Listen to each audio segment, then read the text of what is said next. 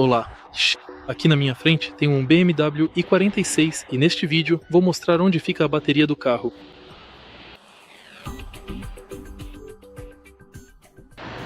Primeiro, vamos abrir o porta-malas do carro, certificando-nos de que ele esteja destravado para facilitar o acesso. Depois, você precisa levantar esta parte interna do porta-malas, que serve para proteger os componentes do veículo. Ao levantar cuidadosamente essa parte, você poderá ver a bateria do carro, que está localizada bem aqui, em um compartimento de fácil acesso.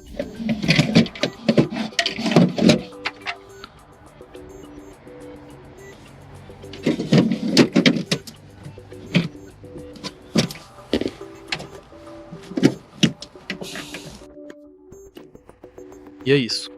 Se você achou este vídeo útil, por favor, curta, comente e se inscreva no canal.